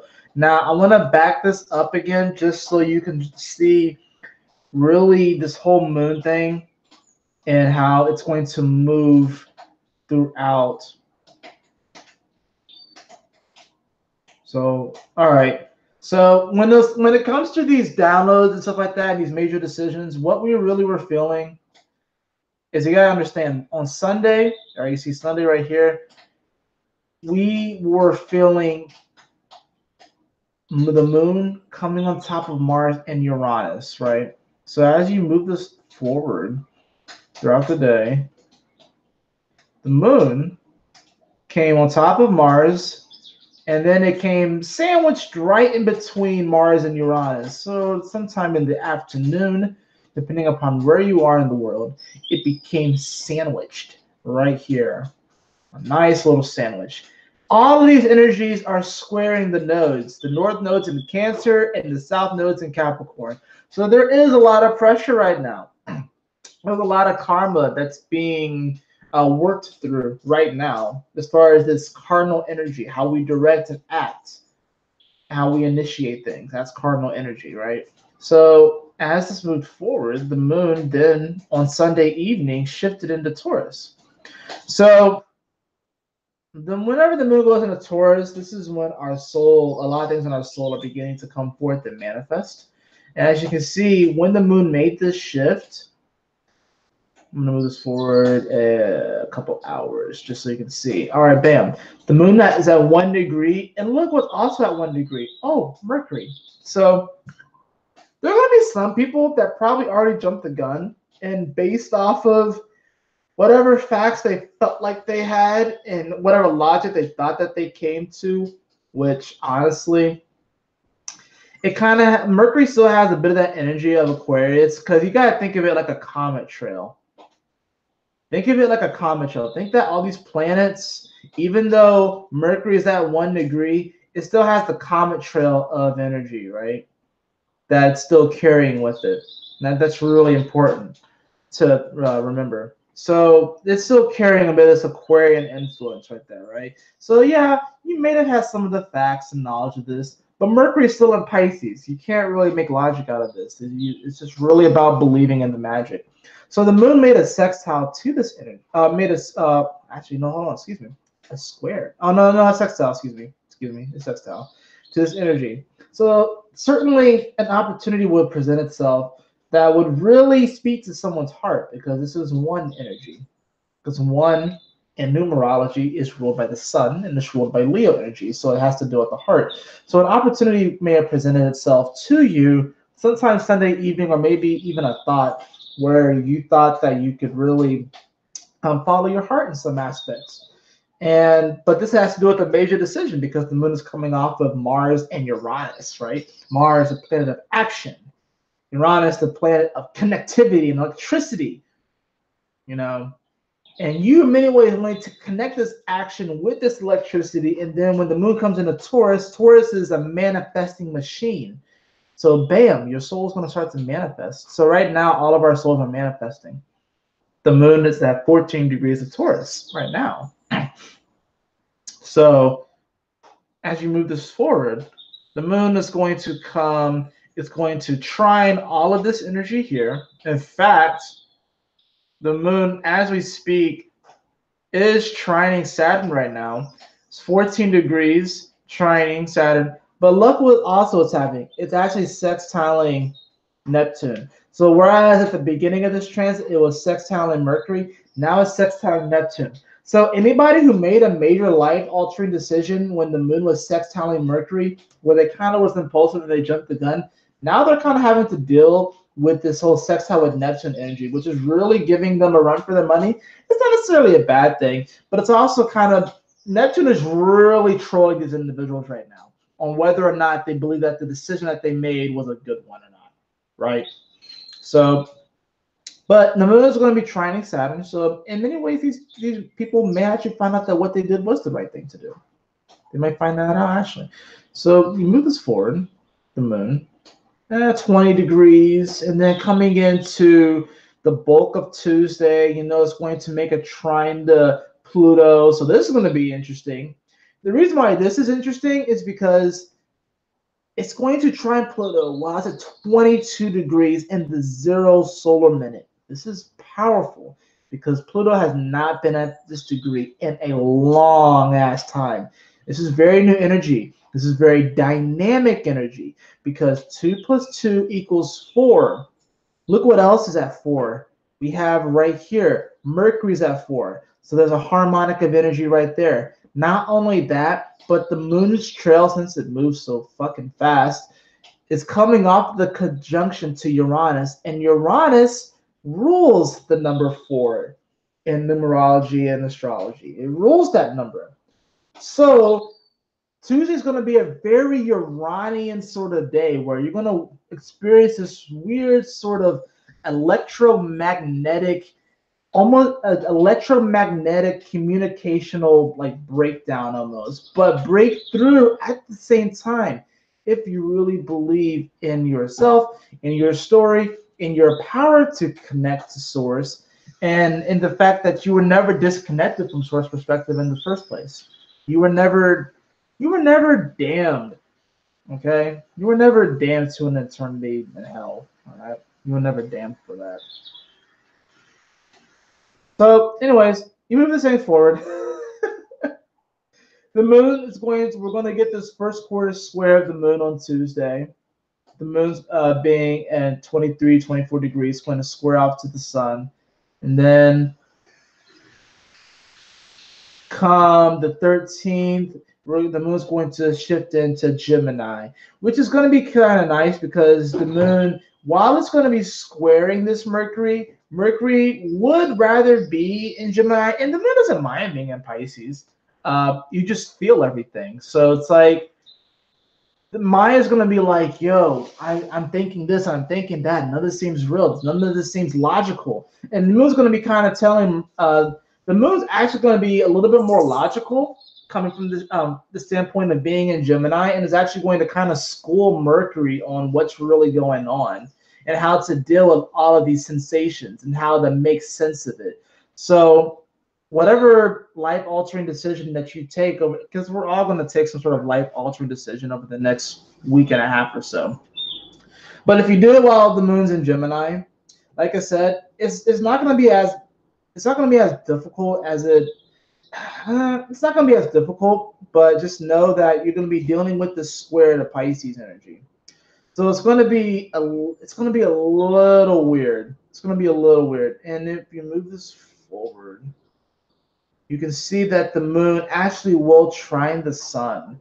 So that's actually a really beautiful aspect. It's going to trine the sun. It's going to sextile Uranus, but it's also going to square Chiron. And that's the issue. The fact that it squares Chiron is going to be tough because, and this is coming right after Valentine's Day. So Valentine's Day going into Friday and going into the weekend. So Valentine's Day weekend, which really we can say that really the 14th, 15th, 16th, and 17th is Valentine's Day weekend. This is going to be a time where you may feel cold and even maybe a little detached from your heart in some aspect because the old way of trying to sustain this passion and this fire may not work out. Some of you are going to have a stereotypical Valentine's Day and it's just not going to feel the same.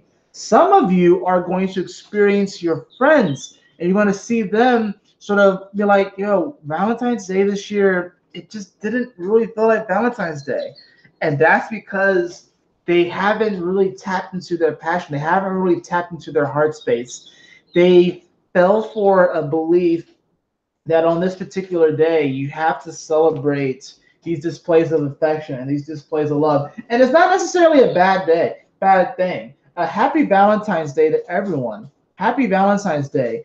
If you are with someone, definitely shower them with affection, but also remember yourself. Remember yourself foremost. Make sure that you give yourself the gift of gratitude. Give yourself the gift of gratitude this Valentine's Day, and I promise many opportunities for you will open. But the moon will also be opposing Jupiter at this time. And like I said, while it's going to be sextiling Uranus, and as you can see, this is at 27 degrees right here. So when the sun trines the sun, when the moon trines the sun, it's also going to be sextiling where Mars was. Because Mars was here not that long ago. Not that long ago. In fact, let's see. That's the 15th. So let's say about the 8th. Bam, you saw that? And you know what's beautiful here? Look at this. Mars is at 26 degrees. And that day, the 15th, the moon will be at 26 to 27 degrees, right? Making a trine over to the sun, which is at 26 degrees of Aquarius. Look at what's at 26 degrees on the 8th. Mercury was at 26 degrees on the 8th. So the sun will literally be where Mercury was when the moon makes its trine over. That's what I'm talking about, looking at this from timelines overlapping each other and planets making aspects to other planets in future and past timelines. It's not just about this current moment, it's about all of these moments combined and on top of each other. Because look, even Mercury is sextiling Mars right now. But when the moon on the 15th, I just want to show you guys this because it's freaking awesome. It really is. When the moon sextiles, yeah. So you see that, right? On the 15th, when the moon makes this trine, when the moon makes a trine over to the sun, it's at 26 degrees, the exact same degree that Mercury was at, making a trine over to Mars and Aries at 26 degrees. So the moon, this whole aspect is going to be re-triggered in many ways. Even though the moon is going to be in Taurus at 0 degrees, it's going to be triggered. It's going to be activated. Look what else at 26 degrees. The North Node and the South Node is going to be at 26 degrees as well. And 2 plus 6, if you want to even take it further, 2 plus 6 is 8. And 8 energy is represented by Capricorn energy. And the Capricorn energy is decision making. And Mercury is here at 8 degrees of Pisces. So by the 15th, you're already going to kind of come into the decision of what you're going to do.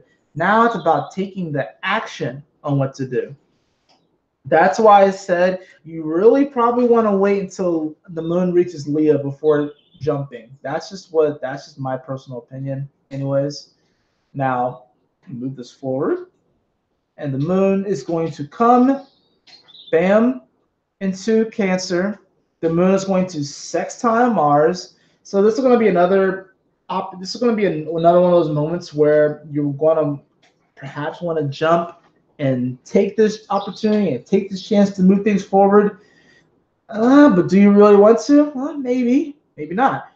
I would wait until the moon comes on top of the North Node. Because whenever the moon crosses the North Node, it's like we're getting an update to our mission.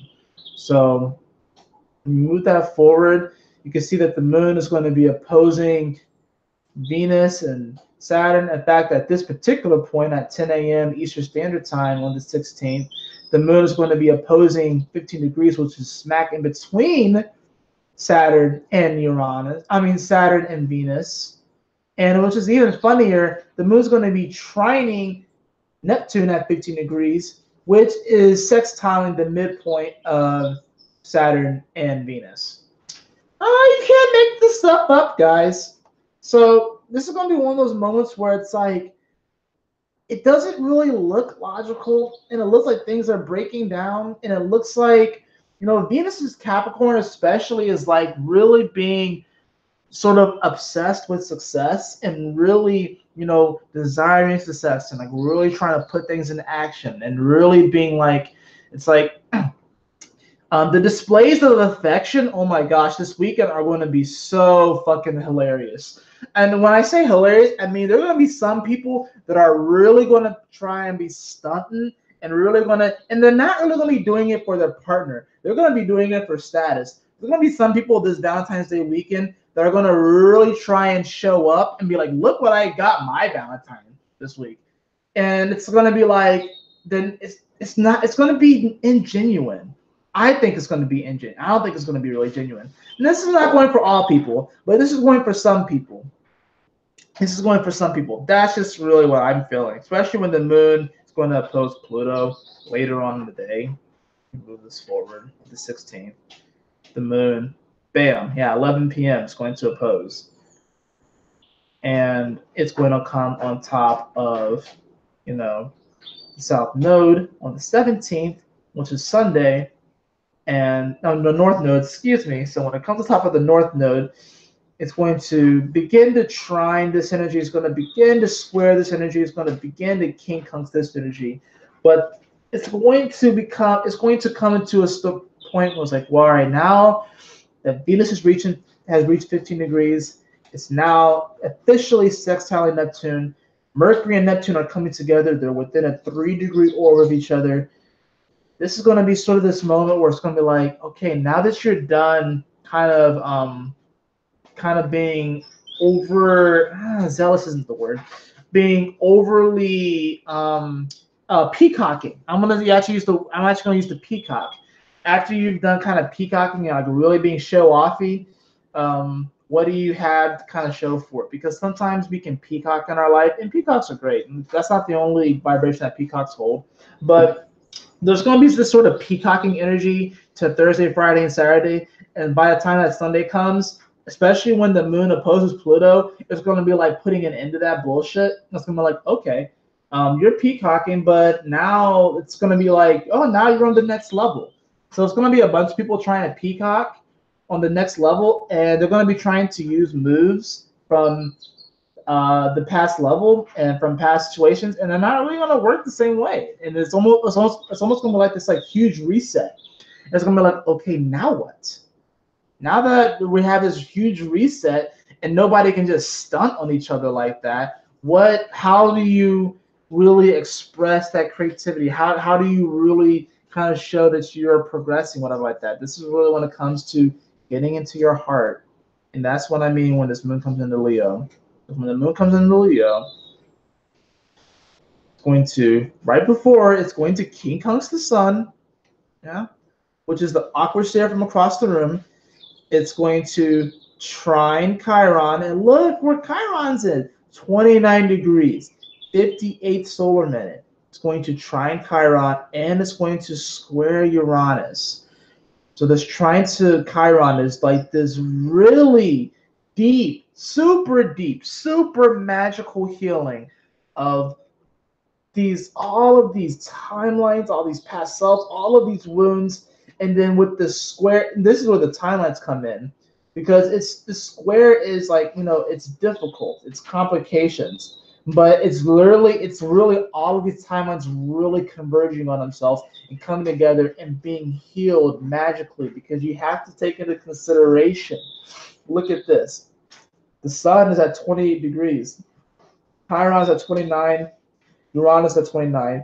Chiron is in between the sun and Uranus. And it's kind of really funny because the sun and Uranus, the sun rules the sun is ruled by Leo, where the moon is going to, and Uranus is ruled by Aquarius. So it's really the opposite sign. So we're literally going to be kind of caught. This is really actually in many ways kind of like this wrap up of the North Node and South Node in Leo and Aquarius transit. It really is kind of wrapping up that, but also since the moon's going to be trining Chiron, while the moon's in Cancer, it's going to trine Chiron for the last time, and it's going to be squaring Uranus for the last time for 50 plus years and 80 plus years respectively.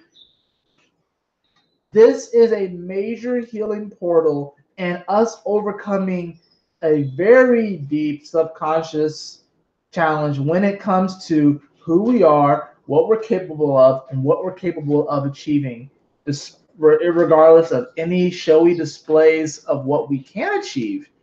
Do we believe in our heart that we can achieve something, even if it may be perceived that we have nothing? Or someone may perceive that you have nothing. Someone may be like, oh, it's almost sort of like some of you are trying to get into some sort of exclusive club that you don't even belong being in. Like that's, in many ways, that's kind of Uranus at the edge of Aries. Because Uranus at the edge of Aries while it can also be us coming into like these great superpowers, it's also this very exclusive, snobbish like club of people who are like deeply into their ego and overly identifying with one aspect of who they are. And some of you are trying to get into that club, and you're realizing that you don't even need to be a part of that club, because that club, which is by invitation only, is full of snobs and people who are big mad that they can't change with the times, or they're afraid to change with the times. You don't belong with that club. Create your own club. Create your own group. Fuck them. Moon comes into Leo, and then that's when it's still going to be trining it, but the moon's going to be in Leo, so it's really going to be a shift in perception. It's like really Sunday, like midday, it's just going to click. It's just going to click. And then, yeah, the moon's going to square Mars, but it won't be as hard to make the decision at this point, even though it's going to be kind of emotionally driven because it's at 2 degrees. But it's not going to be as bad. Plus, we also have Jupiter over here. And if you move this forward a day, I just want to move this to where the moon is trining Jupiter. When the moon trines Jupiter, look at that. Sun is at 0 degrees, Chiron's at 0 degrees. Mars is actually moved to 3 degrees. So 3 is actually ruled by Jupiter, so there's a lot of good luck and fortune happening with that aspect. Venus has actually come off the Saturn and is now heading towards Pluto. And look, Mercury and Neptune are actually coming together. So this is actually going to be some of those people that are like, especially for those of you that create your own club, people are going to be like, oh, such and so, he's not, or he or she is not trying to get into our club. They're actually going to kind of miss you, because it's almost like you trying to get into the club kind of made them feel better about themselves. But now that you retracted and you're like, you don't really give a shit about that anymore, they're going to be kind of going to see what you're establishing. And they're going to be like, oh shit, he speaks the truth. She speaks the truth. Oh shit. No, they're gonna be like that. They might not say it, but that's really how they're gonna be feeling and shit like that. Um, I guess you can let them into the club if you want, even though they were a snob to you at the start and were saying that you had to be this, and this and that to get into their club, But I guess if you want to be the bigger person, you can let them in. I personally would just be savage and be like, nah. But out of love, I would say nah, because really, if they do it at this point, it's going to be kind of fake, honestly. At least I feel. But like I said, you really, especially at this point, because Uranus is not out of Aries quite yet. So if there's like a club or a particular group that you're trying to get involved in, and they're not really accepting whatever like that because they said that you have to have all these different qualifications, and you probably honestly are just overqualified. Doesn't that suck? That's sometimes you can be overqualified for a position, but just move on. It doesn't resonate. And if these people like now that you're not paying attention to them, like that's oh shit, no one's paying attention to me. Then they're gonna come running to you, but you're gonna be doing your own thing, and maybe they want to come into your club. And I guess, like I said, you could accept them, but I would caution it just because Uranus isn't out of Aries just yet, so they're still gonna be coming from that place where they almost feel like they can come into your club and then like take over it. So yeah, fuck that shit. But really, when the moon comes into Leo, that's really going to be, I feel, the best time to act, especially on these major decisions and stuff like that.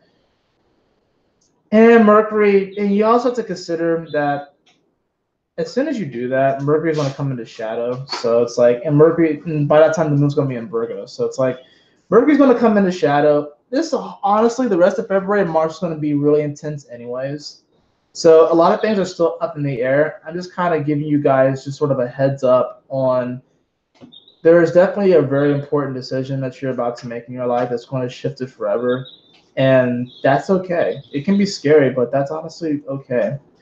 So stop sharing this and hop back.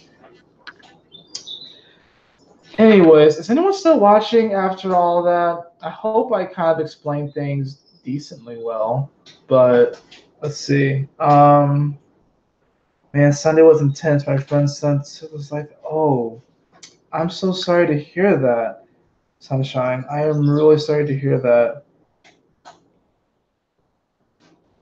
That is so terrible. Anyone who takes their life at such an early age, it's really bad because it's, we've created a society where people are being fed to believe that they can't be their supernatural, super powerful selves, and people aren't being allowed to express who they really are. And when they hold that self back and they deny it, some people actually feel the need to take their lives. I don't know the psychology of the person and stuff like that, so I can't really say for certain. All I can do is radiate love in their direction and their family's direction. But it really is sad when young people take their life.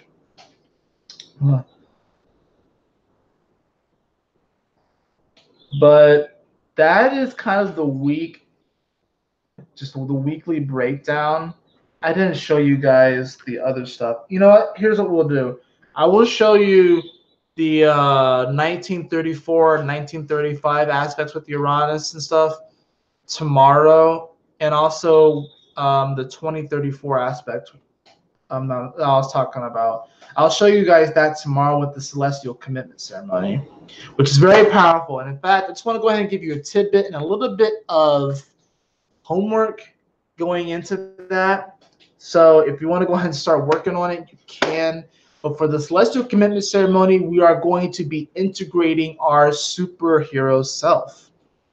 So you can already begin to think of this. You can draw it out. You can think about your superpowers, but really, we're going to be integrating our superhero self. So you can begin to sketch that out. Begin writing down what your superpowers are. And when we meet tomorrow, we're going to go more into that. But in any event, I'm probably going to go ahead and get out of this video. I'm going to draw one more card because I feel the need to.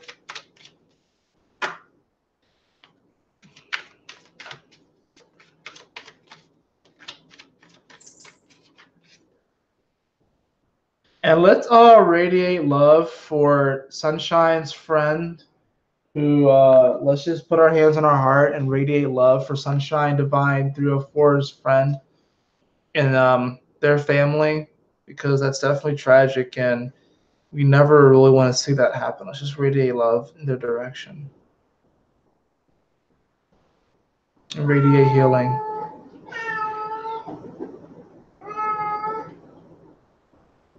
Thank you, Leo.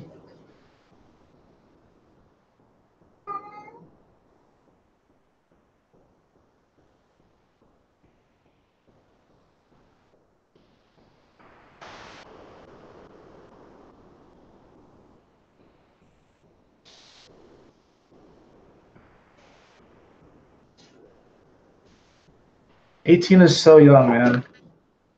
No one should take their life at 18. We got the Knight of Swords, followed by the Queen of Cups in reverse. And on the bottom of the deck, I have the World card. Ooh, this world is really opening up. Your world is opening up in a very powerful way. You are definitely wanting to take action, and it's not necessarily super logical.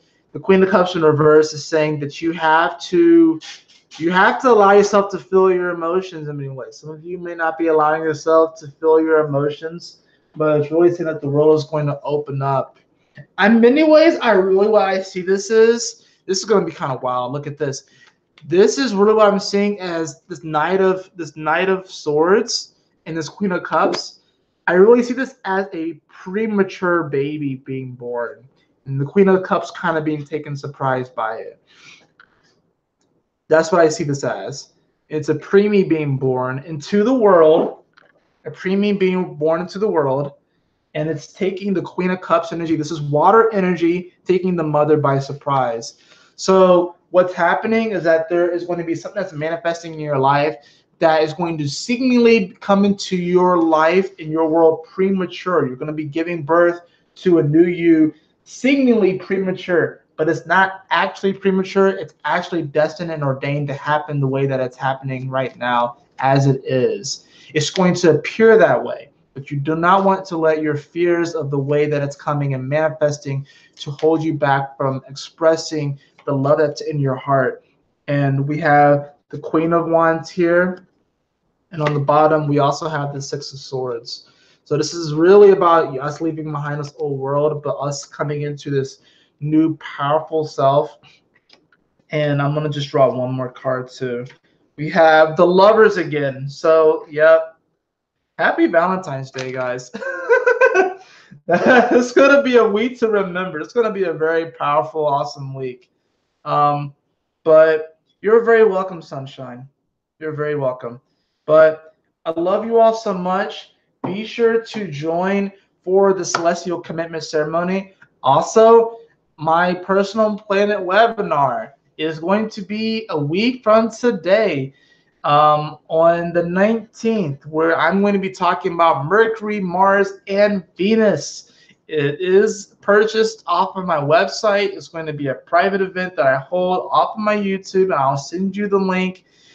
I will put the link to the service in the description below, service or product. But anyways, you definitely want to join. We're going to go really deep into it. It's going to be really powerful. It's going to be really awesome. And I really can't wait to do that with you all. But even before that, the Celestial Commitment Ceremony is going to be tomorrow. This is really powerful. And if you've been for any of the other Celestial Commitment Ceremonies, if you haven't, go back and watch them. But this is going to be the most powerful one. This really is. I can feel it. Especially because Mars is going to be on top of Uranus. So this is going to be like, Mars is going to be on your ass, okay? So it's going to be awesome. Thank you so much for joining me on this Monday Night Musings. It's 1:11 here in the East Coast, so make a wish. Wherever you are, let's hold space for this beautiful wish that's coming forth.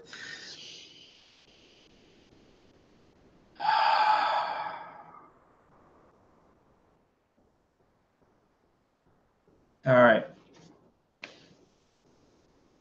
You definitely need to come to Vegas so we can vibe with the Peace Dealer. Are you in Vegas, Sunshine? Yo, that's dope. That's awesome. I would love to. I already know that I've been wanting to travel more. I feel like a lot of that's going to start to happen for me over the next couple of years. But I'm still like kind of establishing myself and everything like that. But definitely want to travel around. I want to travel the U.S. more. So I mean, that's going to be really fun.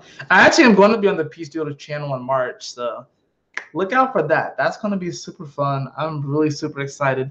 But anyways, you all have a very, very beautiful evening and a blissful night. Thank you so much for joining me. And as always, my beautiful brothers and sisters, always remember to keep moving forward, to stay focused, and Yahoo! Smile often. Ah!